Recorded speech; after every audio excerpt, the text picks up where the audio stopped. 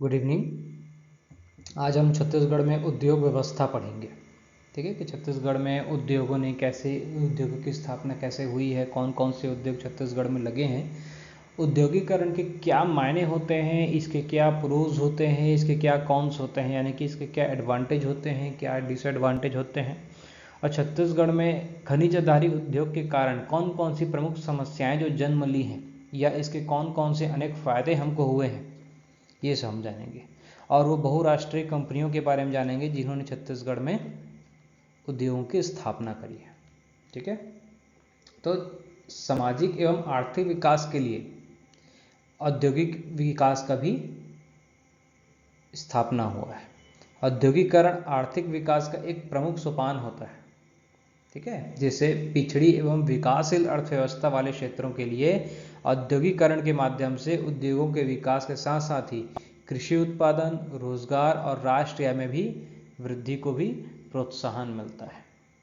ठीक है, यानी कि औद्योगिकरण के आने से देश की राष्ट्रीय आय, देश में रोजगार और कृषि उत्पादन को भी बढ़ावा मिलता है। ठीक, अब देखिए छत्तीसगढ़ औद्योगिक स्थापना की मैं बात करूं तो औद्योगिकरण की प्रक्रिया के द्वारा क्या होता है, विशेष जो मतलब क्षेत्र विशेष की जो अवरुद्ध अर्थव्यवस्था होती है, यानी कि जैसे छत्तीसगढ़ क्षेत्र में जो अर्थव्यवस्था पहले अवरुद्ध हुई थी यानी कि रुकी हुई थी, वहाँ विकास की ऐसी परंपरा विकसित हो चुकी है जिसमें आर्थिक स्तर पर काफ़ी वृद्धि होती है।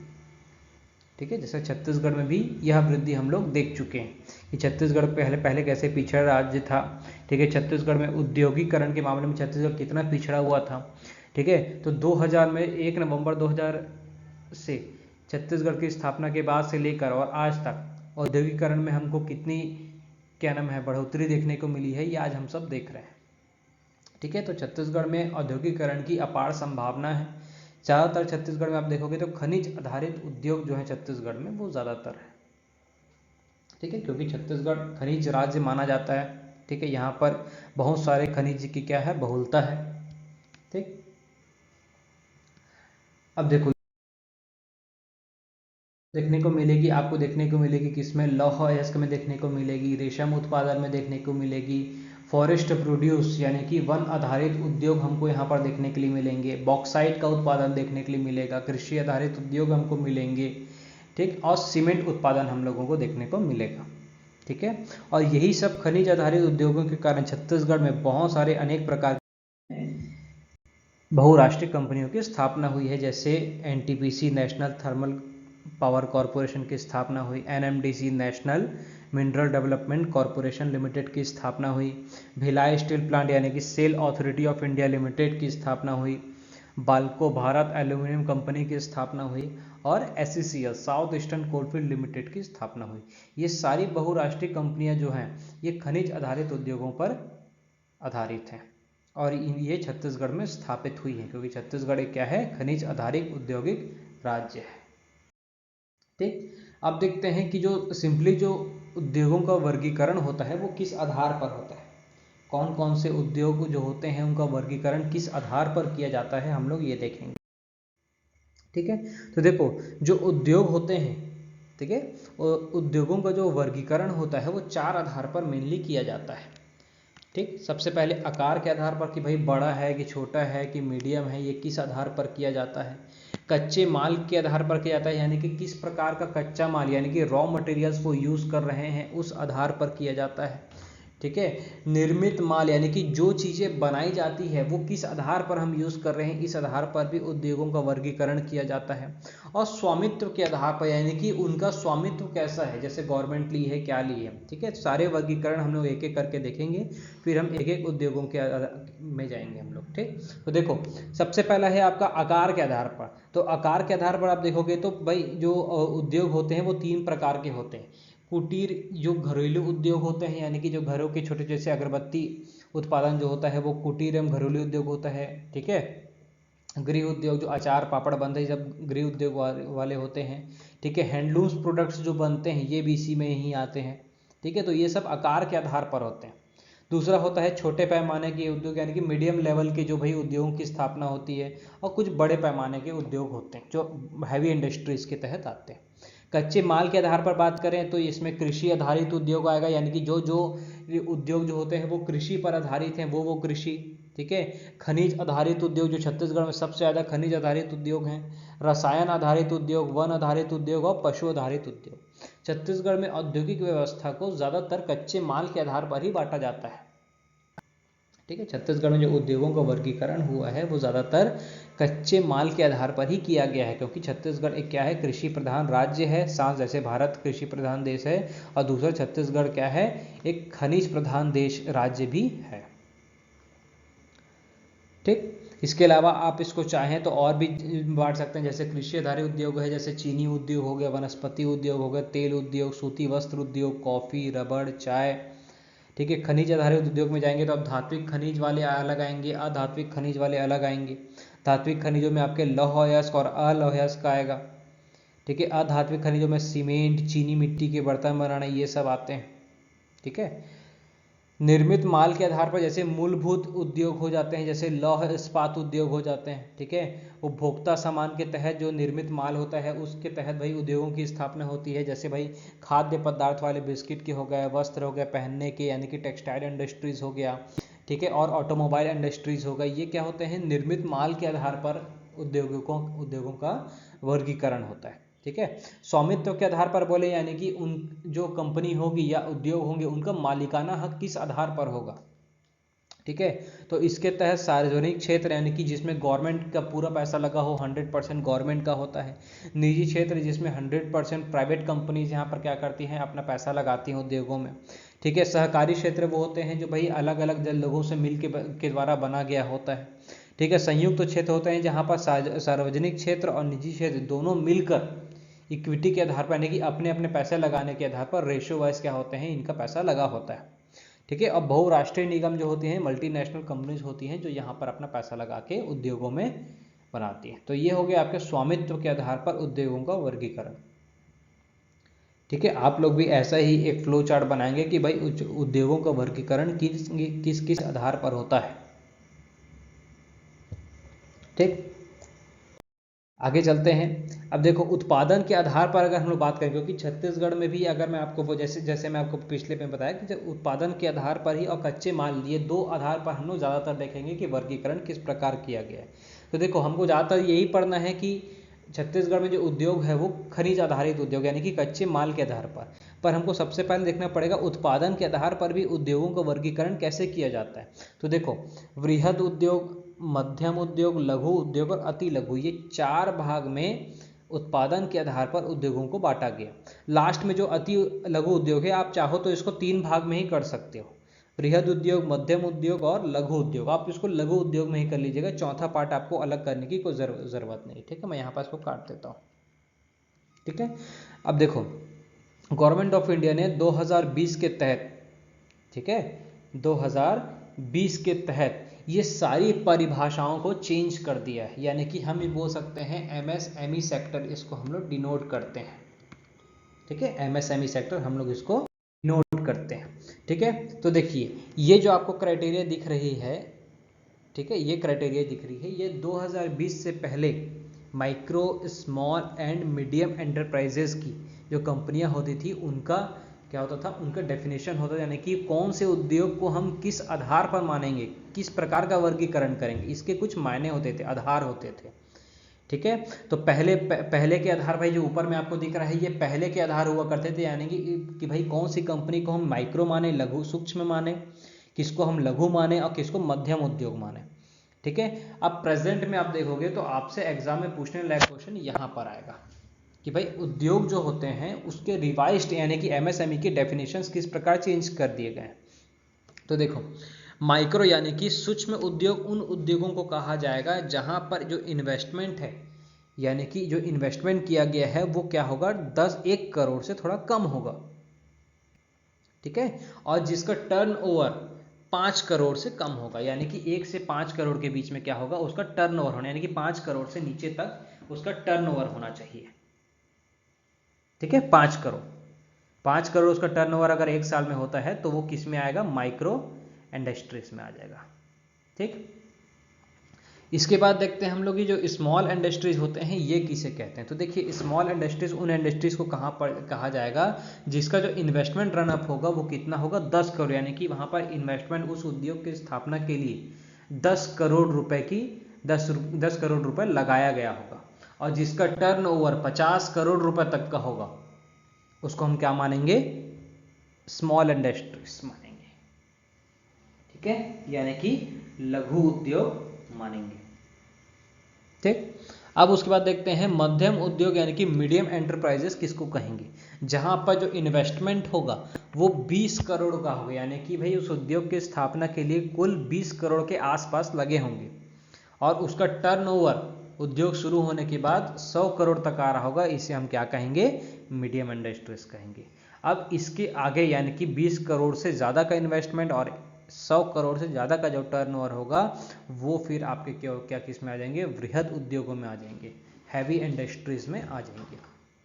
ठीक है, तो देखिए हम लोग एमएसएमई सेक्टर को ही ज़्यादातर क्यों मानते हैं, क्योंकि देखो भारत में जितने भी मतलब क्षेत्र होते हैं वहाँ तक जो पहुँच होती है, चाहे वो गरीबों से लेकर हो या अमीरों तक हो, उसमें एमएसएमई सेक्टर अपनी महत्वपूर्ण भूमिका निभाता है। ठीक है, भारत के जितने भी औद्योगिक क्षेत्र होते हैं उनमें लगभग 65% रोजगार तो सिर्फ एमएसएमई सेक्टर ही देता है। ठीक है, इसलिए एमएसएमई सेक्टर भारतीय अर्थव्यवस्था के लिए एक मजबूत स्तंभ की तरह है। ठीक है, इसे हम कहते हैं एमएसएमई सेक्टर। अब देखो एमएसएमई सेक्टर के साथ साथ आपको ये भी जानना होगा कि भारत में औद्योगिकरण, छत्तीसगढ़ या भारत कहीं पर भी औद्योगिकरण की जब भी बात होगी तो कुल 8 कोर सेक्टर्स की बात जरूर के जरूर होगी। ठीक है, ये वो इंडस्ट्रीज होते हैं जिनका हमारी अर्थव्यवस्था या हमारे उद्योग जो होते हैं इनके बिना चल ही नहीं सकते, यानी कि ये आधार स्तंभ होते हैं। यानी कि आप ये मान लीजिए कि भारत में औद्योगिकरण के 8 आधार स्तंभ होते हैं। ठीक है, जिसको हम क्या कहते हैं, 8 कोर इंडस्ट्रीज, यानी कि 8 कोर उद्योग होते हैं, यानी कि आधार उद्योग आप कह सकते हो। ठीक है, और वर्तमान में कोर सेक्टर्स के इंडस्ट्रीज में कुल 8 उद्योग आते हैं, 8 उद्योग आते हैं। सबसे पहला होता है जिसमें कोयला उद्योग। ठीक है, कोयला उद्योग, क्रूड ऑयल यानी कि कच्चा तेल का उद्योग, नेचुरल गैस प्राकृतिक गैस उद्योग, रिफाइनरीज। ठीक है, जो पेट्रोलियम रिफाइनरी होती है, जब कच्चा तेल निकाला जाता है तो पेट्रोलियम रिफाइनरी में भेजा जाता है, फिर वहाँ से पेट्रोलियम रिफाइनरीज क्या होता है कि जो कच्चा तेल होता है वो अलग अलग भाग में petrol, diesel, Vaseline products, wax, ये सब में अलग अलग प्रकार से आया रहता है। ठीक है, स्टील आधारित उद्योग, सीमेंट उद्योग, फर्टिलाइजर यानी कि उर्वरक उद्योग और इलेक्ट्रिसिटी। ठीक है, यानी कि बिजली उद्योग, ये कुल 8 उद्योग होते हैं। ठीक है, आपको यहाँ पर परसेंट के साथ उनका क्या दिख रहा है, हिस्सा यानी कि भागीदारी भी आपको दिख रही है यहाँ पर। ठीक है, तो ये कुल 8 कोर सेक्टर्स वाले इंडस्ट्रीज होते हैं। ठीक है, जो क्या करते हैं छत्तीसगढ़ में, मतलब भारत में अपने आधारभूत उद्योगों के कारण जाने जाते हैं। ठीक है, अब देखो ये जो 8 कोर उद्योग होते हैं इसमें छत्तीसगढ़ में कोर सेक्टर उद्योग में ऑटोमोबाइल उद्योग नहीं है। यहाँ पर ऑटोमोबाइल उद्योग नहीं है, याद रखना। छत्तीसगढ़ में प्रमुखतः खनिज आधारित उद्योग ही मुख्य हैं। ठीक है, छत्तीसगढ़ में प्रमुखतः यानी कि मुख्य तौर पर खनिज आधारित उद्योग ही शामिल हैं। ठीक, एग्जाम में पूछा जाता है निम्न में से कौन 8 कोर इंडस्ट्रीज नहीं है, निम्न में से कौन कोर इंडस्ट्रीज में नहीं आते हैं, कोर सेक्टर के इंडस्ट्रीज में नहीं आते हैं। तो भाई आपका 3 आपका सही आंसर होगा, चौथा नहीं होगा। इस प्रकार के भी आपके पास क्वेश्चन आ सकते हैं। ठीक, अब देखते हैं छत्तीसगढ़ में जो उद्योगों की स्थापना हुई है, ठीक है, वो क्या कहते हैं, यानी कि हमको थोड़ा हिस्ट्री में जाना पड़ेगा कि छत्तीसगढ़ में जो उद्योगों की स्थापना हुई है इनका इतिहास क्या कहता है।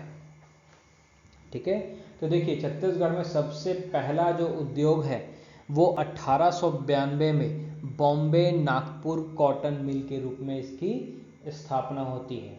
कहाँ होती है इसकी स्थापना, राजनांदगांव में होती है। ठीक है। देखो 1892 आपको स्थापना मिलता है, पर ये पूरा बन के जब तैयार हुआ था तो ये 1897 में तैयार हुआ था। ठीक है, इसलिए कई बुक में आपको ये 1827 भी देखने को मिल सकता है। ठीक है, कितना देखने को मिल सकता है, 1827 भी देखने को मिल सकता है, सॉरी 1897, 1897। ठीक, इसको आप लोग ठीक कर लेना, इसको 1897 कर लेना। आप दोनों डेट लिख सकते हो, जो भी ऑप्शन के आधार पर होगा आप उसको डाल देना। ठीक है, पर आप 1892 को ज़्यादा लेंगे क्योंकि इसकी स्थापना के लिए कार्य यहीं पर से शुरू हुआ था। ठीक है, इसके बाद अगर आप देखोगे, ठीक, तो बिलासपुर 1935 में, ये लाइन आप काट दीजिएगा, ठीक है, बाय मिस्टेक लिखा गया है। 1935 में छत्तीसगढ़ में मोहन जूट मिल की स्थापना हुई। ठीक है, मोहन जूट मिल की स्थापना है, और ये छत्तीसगढ़ का एकमात्र जूट मिल था। तो कहाँ पर, रायगढ़ में, पर प्रेजेंट में यह उद्योग अभी बंद है। ठीक है, प्रेजेंट में मोहन जूट मिल कार्यरत नहीं है। ठीक, इसकी स्थापना कब हुई थी, 1935 में हुई थी। आपको लाइन से याद करना है कि कौन से सन में कौन कौन से उद्योगों की स्थापना की गई। ठीक, इसके बाद 1892 में छत्तीसगढ़ का सबसे पहला उद्योग लगा, कौन सा, बीएनसी, यानी कि बॉम्बे नागपुर कॉटन, इसी को सीपी मिल भी कहते हैं। 1935 में मोहन जूट मिल की स्थापना हुई, कहाँ, रायगढ़ में, जो छत्तीसगढ़ का एकमात्र जूट मिल था, अब वर्तमान में कार्यरत नहीं है।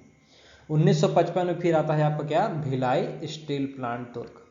देखो भिलाई स्टील प्लांट दुर्ग की स्थापना जो है, ये 1954 में क्या हुआ था, सबसे पहले सेल की स्थापना होती है, steel authority of India limited. ठीक है, 1954 में steel authority of India limited की स्थापना होती है, और इसकी स्थापना के जस्ट अगले वर्ष ही भारत सरकार द्वारा भिलाई स्टील प्लांट की नींव रखी जाती है, जिसका जो उत्पादन है वो 1961 से शुरू हुआ है। एग्जाम में एक आध बार पूछा हुआ है कि भिलाई स्टील प्लांट का उत्पादन वर्ष कौन सा है, तो आप 1961 ले सकते हैं। ठीक है, 1961। कब स्थापना हुई भिलाई स्टील प्लांट की, 1955 है, जबकि इसका उत्पादन कब से शुरू हुआ है, 1961 से शुरू हुआ। ठीक, अब उसके बाद देखते हैं हम लोग 1964 देखते हैं। ठीक है, 1964 में जामुल स्थित, जामुल यानी कि दुर्ग में, ठीक है, जामुल यानी कि दुर्ग में एसोसिएट सीमेंट कंपनी की स्थापना होती है, जो छत्तीसगढ़ प्रदेश का सबसे पहला सीमेंट संयंत्र है। ठीक है, सीमेंट से। इसके बाद 1965 में भारत एल्यूमिनियम कॉरपोरेशन लिमिटेड, यानी कि बाल्को की स्थापना होती है। कहाँ पर होती है, कोरबा में। 1968 में स्थापना होती है किसकी, किरांदुल बैलाडीला में एनएमडीसी की। 1968 में एनएमडीसी की स्थापना होती है, कहाँ, किरंदुल में, और ये छत्तीसगढ़ का प्रथम खान था, प्रथम माइंस था। ठीक है, और देखिए 1968 में एनएमडीसी का पहला जो सेंटर था वो किरंदुल में खोला गया, दंतेवाड़ा। जो दूसरा सेंटर है इसका, ये बचेली में खोला गया था 1980 में। ठीक है, 1980 में कहां पर खोजा गया था, बचेली में खोला गया था, बचेली में खोला गया था। 1978 में फिर एनटीपीसी कोरबा की स्थापना की गई, नेशनल थर्मल पावर और इलेक्ट्रिसिटी के क्षेत्र में, यानी कि बिजली के क्षेत्र में सबसे पहली बहुराष्ट्रीय कंपनी जो यहाँ पर क्या नाम है इसकी, अपने उद्योग की स्थापना की थी, वो कौन सी थी, एनटीपीसी थी।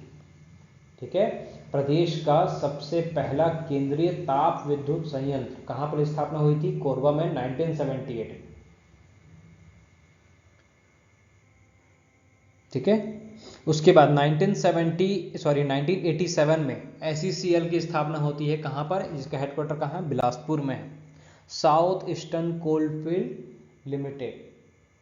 ठीक है, SECL की स्थापना कब होती है, 1987 में होती है। ठीक है, अब देखो इससे पहले क्या होता है, 1978 में ही कुछ और भी छोटे छोटे उद्योगों की स्थापना हुई, जैसे भारत रिफैक्ट्रीज उद्योग की स्थापना होती है 1978 में।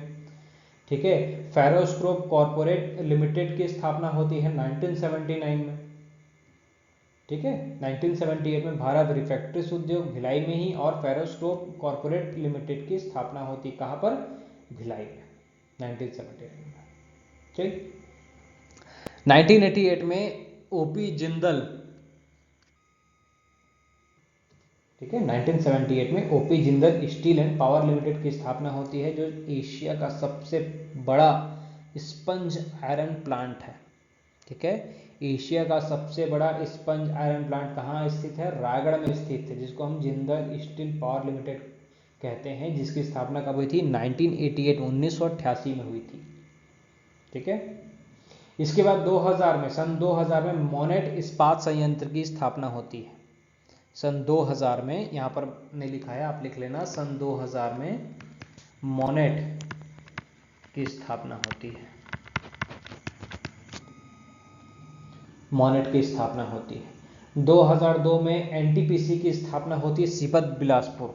ठीक है, जो super critical thermal power station के नाम से जाना जाता है। ठीक है, एनटीपीसी सीपत में। सीपत कहाँ है? बिलासपुर में। 2003 में बिलासपुर रेलवे जोन को रेलवे हेडक्वार्टर यानी कि एसईसीआर का, south eastern railway, south east central railway, SECR का मुख्यालय बना दिया गया। एसईसीआर का कहाँ पर? बिलासपुर।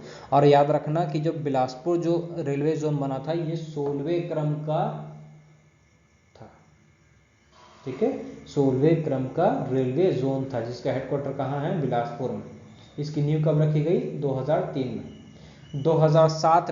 2008 में एनटीपीसी रायगढ़ पुस्सौर की स्थापना हुई। पुस्सौर में एनटीपीसी की स्थापना की गई। कहाँ? रायगढ़ में। ठीक है,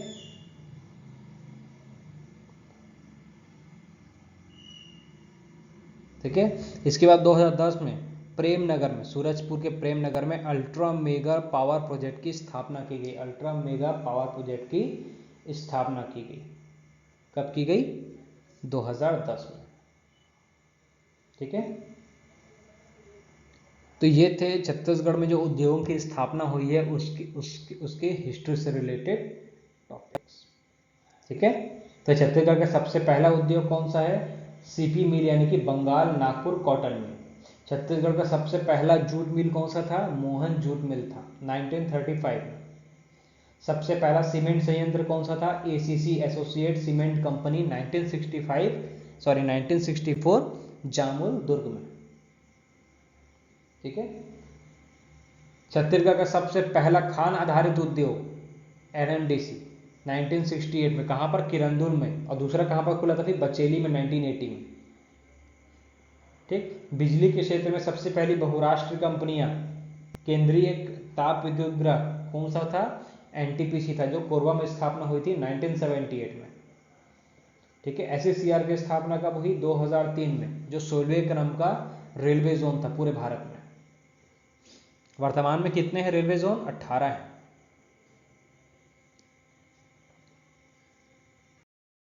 ठीक, अब देखते हैं हम लोग सबसे पहला हमारा उद्योग कौन सा?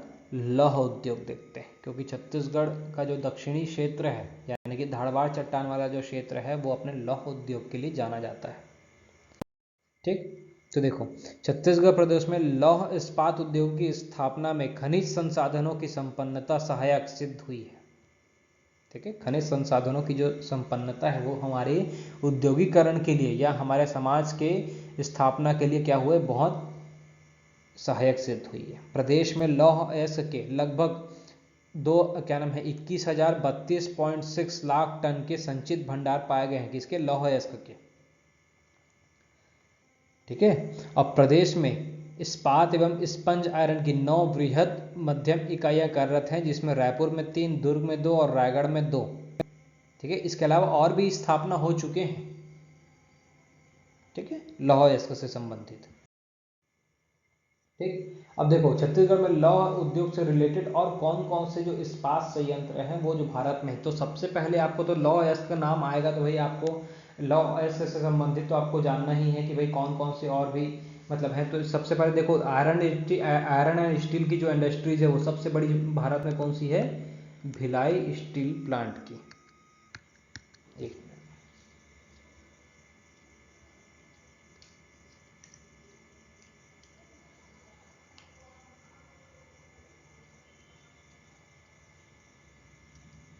ठीक है, भिलाई स्टील प्लांट की। तो भिलाई स्टील प्लांट की स्थापना कब हुई थी? 1955 में हुई थी। ठीक, 1955 में हुई थी और इसका 1961 से उत्पादन शुरू हो गया था। ठीक है, सेल की जो स्थापना हुई है ये कब हुई थी? सेल की स्थापना हुई थी 1954 में हुई थी। ठीक है, अब देखो जो भिलाई स्टील प्लांट है वो सार्वजनिक उपक्रम है, यानी कि पब्लिक सेक्टर यूनिट है। ये पब्लिक सेक्टर यूनिट है, यानी कि भारत सरकार इसका मेन मालिक है। ठीक है, कच्चे माल के जो उपयोग है इसकी बात आप करोगे तो इसको कच्चे माल के रूप में लौह अयस्क यानी कि आयरन ओर कहाँ से मिलता है आपको? इसको राव घाट से मिलता है। राव घाट कांकेर से मिलता है। पानी कहाँ से मिलता है इसको? गंगरेल डैम से मिलता है। वाटर अगर आप बात को, ये भी कच्चे माल में ही आता है। कहाँ से मिलता है? गंगरेल, क्योंकि एग्जाम में पूछा है कि भिलाई स्टील प्लांट को पानी की आपूर्ति कहाँ से की जाती है। पीएससी में पूछ चुका है कि भिलाई स्टील प्लांट को पानी की आपूर्ति कहाँ से की जाती है, तो धमतरी के गंगरेल बांध से की जाती है। ठीक है, जिसको हम पंडित रविशंकर जलाशय कहते हैं।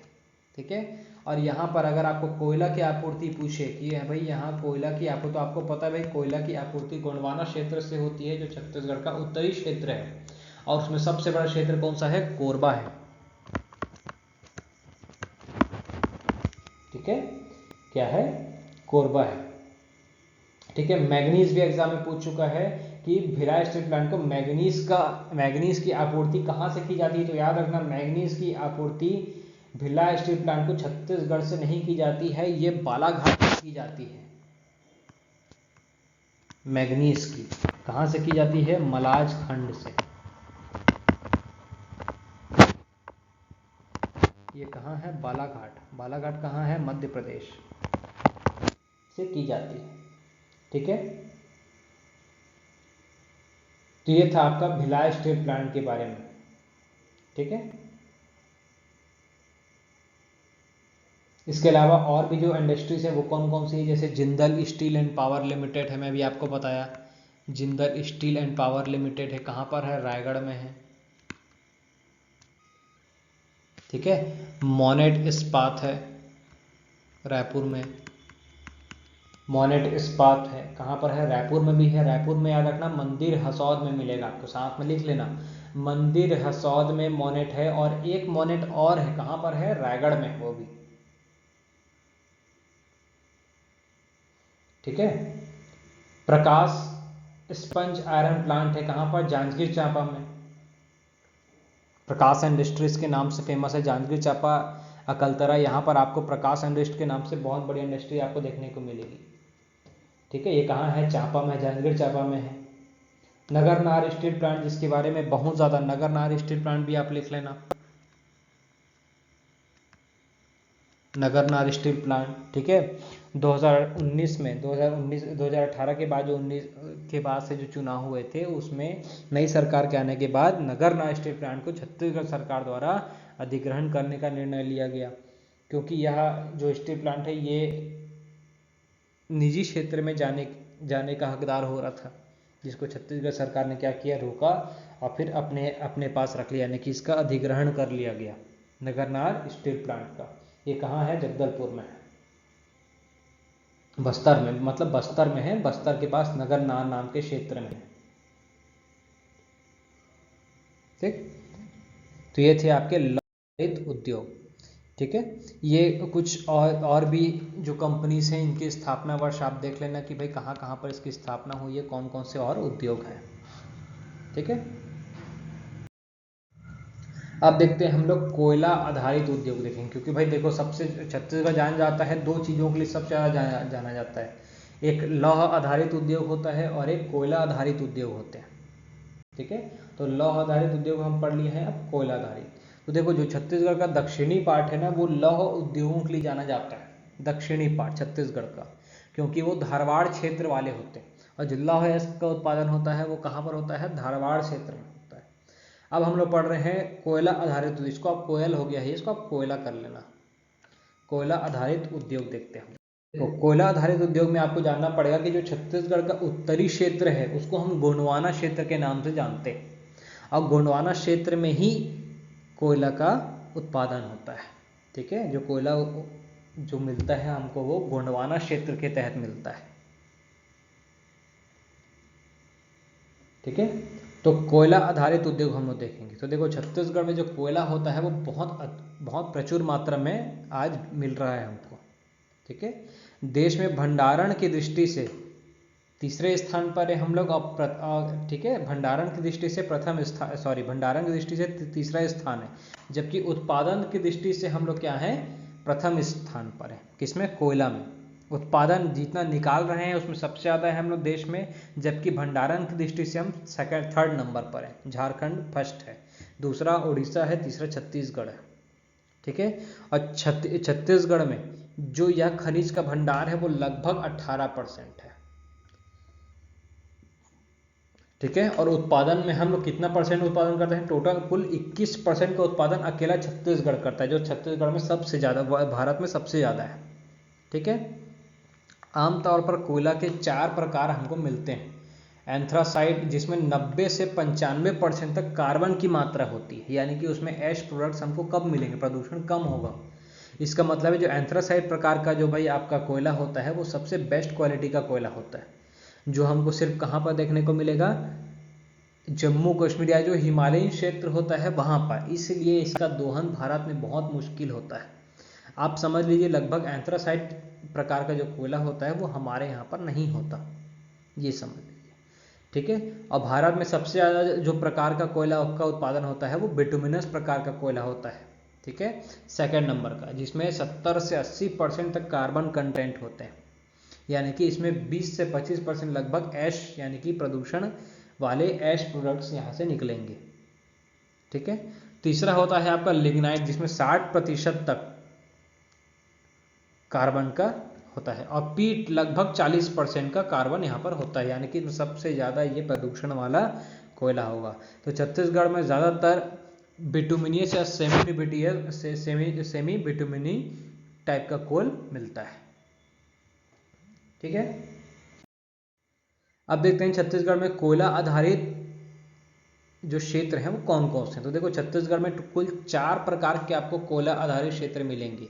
एक कोरबा क्षेत्र होता है, दूसरा रायगढ़ क्षेत्र होता है, तीसरा सरगुजा और चौथा कोरिया क्षेत्र है। ठीक है, तो ये जो आपको क्षेत्र दिख रहा है ये कौन सा क्षेत्र है? ये कोरिया कोयला क्षेत्र है ये।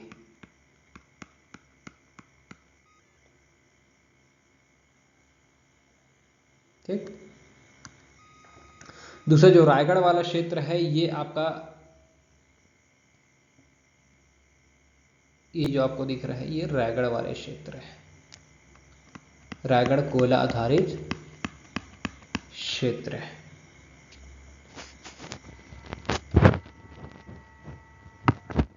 ठीक, सरगुजा वाले क्षेत्र देखने को मिलेगा आपको यहाँ पर,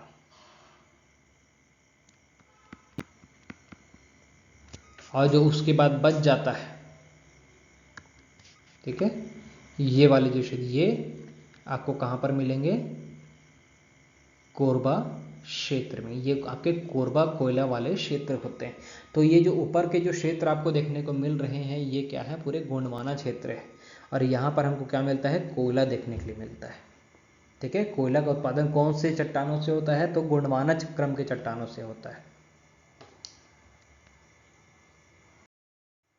ठीक, अब देखते हैं छत्तीसगढ़ में सीमेंट आधारित उद्योग।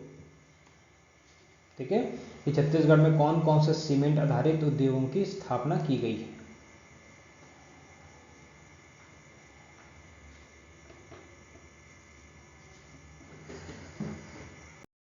अब देखो, औद्योगिक रूप से क्या नाम है, विकास के लिए छत्तीसगढ़ क्षेत्र सीमेंट उत्पादन की दृष्टि से एक विशिष्ट स्थान रखता है। सीमेंट उत्पादन में छत्तीसगढ़ का योगदान बहुत उल्लेखनीय है, जिसका प्रमुख कारण है सीमेंट उद्योग के लिए आवश्यक चूना पत्थर का विशाल भंडार होना। क्योंकि देखो, मैं भी जैसे आपको बताया लौह अयस्क का जो उत्पादन होता है छत्तीसगढ़ में, जो लौह अयस्क होता है, ठीक है, वो धारवाड़ क्रम के चट्टानों में होता है। कोयला जो होता है वो किस में होता है? आपका गोंडवाना क्रम के चट्टानों में होता है। जो सीमेंट होता है उसका जो मेन आपका कच्चा माल है वो कौन सा है, आपका चूना पत्थर यानी कि लाइमस्टोन है। और लाइमस्टोन यानी कि जो चूना पत्थर होता है वो कौन से चट्टान में पाया जाता है, हड़प्पा। और जो छत्तीसगढ़ का जो मध्य क्षेत्र है, ठीक है, छत्तीसगढ़ का जो मध्य क्षेत्र है वो हड़प्पा क्रम की चट्टान है, जिसके कारण छत्तीसगढ़ का जो मध्य क्षेत्रीय इलाका होता है वो सीमेंट उत्पादन के लिए जाना जाता है। जैसे रायपुर, बलौदाबाजार, ठीक है, ये जो 2 जिले हैं ये सीमेंट उत्पादन में सबसे अग्रणी क्षेत्र है। ठीक है, छत्तीसगढ़ में चूना पत्थर के 36,000 लगभग लाख टन के संचित भंडार हैं, जो बिलासपुर, दुर्ग, रायपुर, रायगढ़, राजनांदगांव एवं बस्तर जिले के विभिन्न क्षेत्रों में फैले हुए हैं। आप रायपुर के साथ साथ इसमें बलौदाबाजार भी ले सकते हो, क्योंकि बलौदाबाजार भी आज महत्वपूर्ण केंद्र है किसका, सीमेंट इंडस्ट्रीज का। ठीक, तो देखिए ये वो क्षेत्र हैं, जैसे आपका ये बलौदाबाजार हो गया, रायपुर हो गया, दुर्ग हो गया, बेमेतरा के आसपास हो गया, बिलासपुर वाले क्षेत्र हो गए। यहाँ पर आपको क्या मिलेंगे देखने के लिए, हड़प्पा क्रम के चट्टानें मिलेंगे, यानी कि यहाँ पर आपको चूना पत्थर आराम से मिल जाएगा। और जिसके कारण चूना पत्थर जो होता है वो सीमेंट उत्पादन के लिए, ठीक है, मुख्य कच्चा माल के रूप में जाना जाता है। ठीक, और देखो कच्चे माल की इस सुलभता के कारण क्या होता है, छत्तीसगढ़ में वर्ष 1964 में छत्तीसगढ़ में सबसे पहला सीमेंट संयंत्र खुला, जिसको हम लोग एसोसिएट सीमेंट कंपनी के नाम से जानते हैं। ठीक है, और ये जामुल नामक स्थान पर इसकी स्थापना की गई। ठीक है, चूना पत्थर का रासायनिक जो यानी कि केमिकल फॉर्मूला क्या होता है, CaCO3 होता है, CaCO3 होता है। ठीक, अब देखते हैं छत्तीसगढ़ में कौन कौन से सीमेंट के प्रमुख संयंत्र है, इसको हम लोगों को देखना पड़ेगा। तो देखो छत्तीसगढ़ में मैं भी आपको बताया कि छत्तीसगढ़ में सबसे पहला उद्योग कौन सा था, एसोसिएट सीमेंट कंपनी 1964। ये कहाँ है, जामुल में। ये छत्तीसगढ़ का सबसे पहला सीमेंट कारखाना है।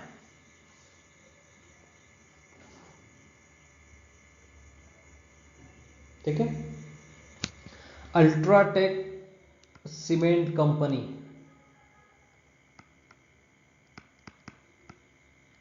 अल्ट्राटेक सीमेंट कंपनी, इसकी स्थापना कहां पर हुई है, हिरमी में की गई है। हिरमी, ये कहाँ है, बलौदाबाजार में।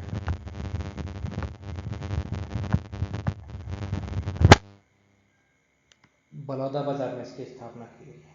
ठीक है, ग्रासिम सीमेंट, ये सब सीमेंट इंडस्ट्रीज के बारे में पूछता है। ग्रासिम सीमेंट ये कहाँ है, रवान में है, ये भी बलौदाबाजार है।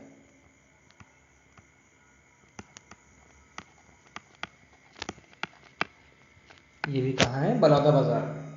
ठीक है, Ambuja cement, Ambuja cement company, ये कहाँ है आपका, सोनाडी। सोनाडी क्षेत्र आपको कहाँ पर मिलेगा, बलौदाबाजार में। ठीक है, अगला सेंचुरी सीमेंट। ठीक है, जब आप रायपुर से बिलासपुर रोड में जाओगे किसमें, ट्रेन से, तो आपको एक बैकुंठ नाम का एक क्षेत्र मिलेगा, यानी कि एक छोटा सा टाउन मिलेगा, जहां पर आपको बड़ी बड़ी इंडस्ट्रीज देखने को मिलेंगी, जो सेंचुरी सीमेंट का है। और सेंचुरी सीमेंट बिरला कंपनी का है।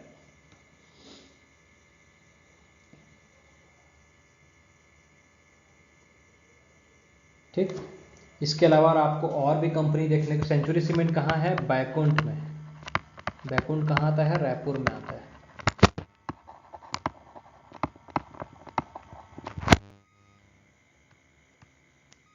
ठीक है, बैकुंठ। अब देखो जेके लक्ष्मी सीमेंट,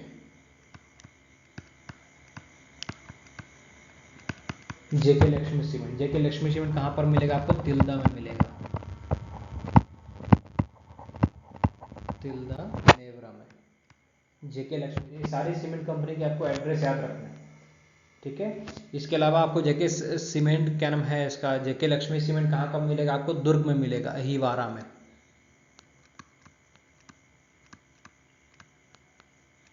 अहिवारा दुर्ग में, ठीक है। श्री सीमेंट,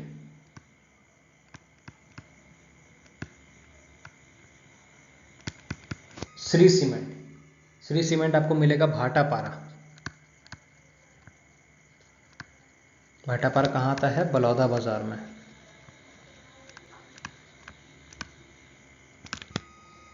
बलौदा बाजार में, ठीक है। तो एसीसी सीमेंट कहाँ पर हो गया आपका, जामुल दुर्ग में हो गया एसीसी सीमेंट, ठीक है। जेके लक्ष्मी सीमेंट दो दो ठो मिलेगा आपको, एक कहाँ मिलेगा, तिल्दा में मिलेगा, यहाँ पर आपको जेके लक्ष्मी सीमेंट, और एक कहाँ पर मिलेगा आपको, दुर्ग में मिलेगा, जेके लक्ष्मी सीमेंट मिल जाएगा। मोदी सीमेंट आपको कहाँ मिलेगा, रायगढ़ में मिलेगा, रायगढ़ में है आपका क्या, मोदी सीमेंट,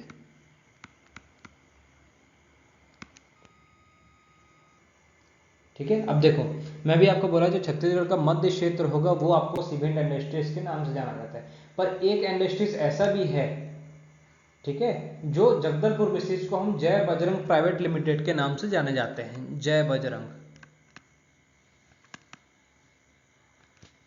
ठीक है, प्राइवेट लिमिटेड, ये सीमेंट इंडस्ट्री है जिसकी स्थापना कहाँ हुई है, जगदलपुर में,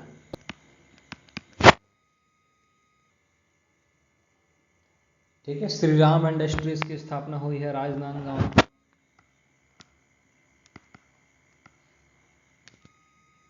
श्री राम इंडस्ट्रीज की स्थापना,